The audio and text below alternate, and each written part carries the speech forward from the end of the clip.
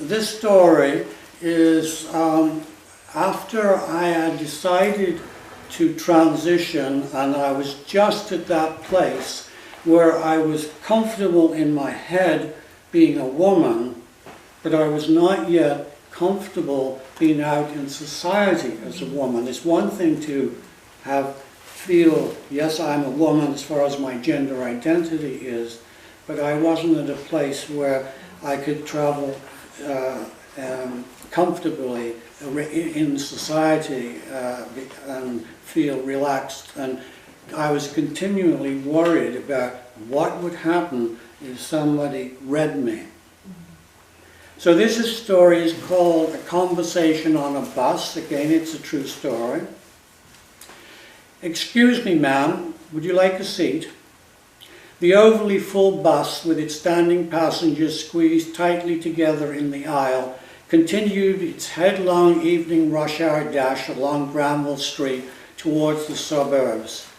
It was mid-November, dark, cold, and as typical for Vancouver at the time of year, pouring with rain. I looked up. Could the unknown speaker be referring to me? I stood in the relative spaciousness of the stairwell while hoping that the question was directed towards someone else. I placed my handbag and still dripping umbrella on the floor while trying to see through my fogged glasses. Were there any other women standing near me? Unfortunately, as I looked around over the top of my glasses, I could see only men who, like me, were desperately trying to maintain their balance as the bus swayed back and forth, sending huge waves of water from the rivers that ran down the street onto the pedestrians foolishly standing too close to the curb. I wondered if the speaker would assume I couldn't hear him over the passengers shouting at their friends as they tried to compete with all the noise.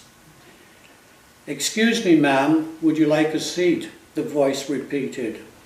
But this time there was a gentle tapping on my arm that couldn't be ignored. I turned around to see a man seated next to the stairwell, looking up at me and smiling. He was probably in his mid-70s. My first thought was that he's old enough to be my father. Then almost immediately I felt confused. I was an imposter. As I blankly stared into the old man's face, my mind replayed the conversation I'd had only a few hours earlier with my wife about the wisdom, or lack of it, in taking my first bus ride ever as a woman when my return trip home would bring me during the rush hour in a packed bus. "Do you think it's a good idea?" she had asked. "Up to now you've taken the car for your electrolysis appointments." "That's exactly why I need to take the bus. It's time to give up my security blanket," I said. I recalled wondering whether I would pass as a woman and how people would react to me if I didn't. Then my mind was brought back to the present as the old man continued. "I just thought you looked as if you could use a seat." "Why can't this bus ride be similar to the one into town?" I wondered. When I had gotten onto the bus, a few passengers had looked up at me and then turned to look out the windows or back to their reading as I walked past them. The passengers who had boarded the bus after me seemed not to have seen me at all. Even the lady who had sat down next to me had ignored me as she folded her umbrella, placed it on the floor, and stared out of the window. "I hope you don't mind me saying it, but you look soaked to the skin," the old man said.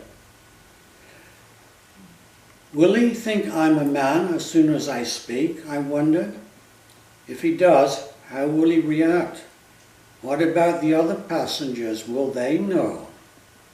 Then I realized that the longer I took to answer the old man's question, the greater the likelihood that I would draw attention to myself.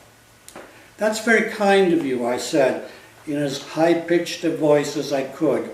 We exchanged places, and I added, "I think you're right about me being soaked." "Well, your shoes and the bottom of your slacks are certainly wet.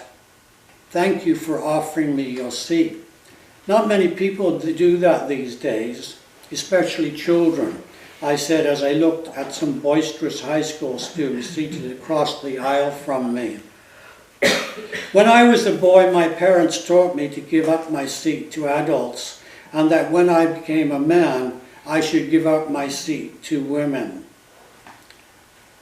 the old man said. "And you continue to do that now?" I asked. "Not all the time. When I was a boy, I always did it without giving it a second thought. My parents expected me to do that, and I simply did it. But as I got older, I started asking myself why each of us should simply blindly follow society's expectations. "Do you know what I do now?" the old man asked.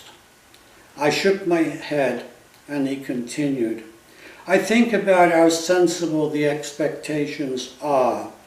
I offered you my seat because you looked like you needed it. It was as simple as that. It doesn't matter to me whether you're a man or a woman. You just look like someone who could use a rest." As he spoke, the bus lit up as we entered the tunnel. "The other reason I offered you my seat was that it makes me feel good. Sometimes I give up my seat to other men, and even occasionally even to children, if I see a need. You'd be surprised at some of the interesting conversations I've had."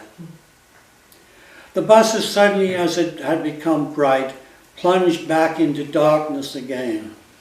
"I normally love it when we come out of the tunnel into the farmland," I said. "The openness gives me a feeling of freedom, but it's so dark there's nothing to see." "True," the old man said, "but you know those fields are there even though you can't see them. Tomorrow they'll be in daylight, fresh and green." The old man zipped up his rain jacket and pulled its waterproof hood over his head. "Are you getting off here?" I asked. "I have to transfer to the other bus at Ladner Trunk Road. I expect you're carrying on." "Yes," I replied as the old man stepped through the open doors of the bus. "I'm carrying on." I stared out of the window at the blackness and the reflection of a woman.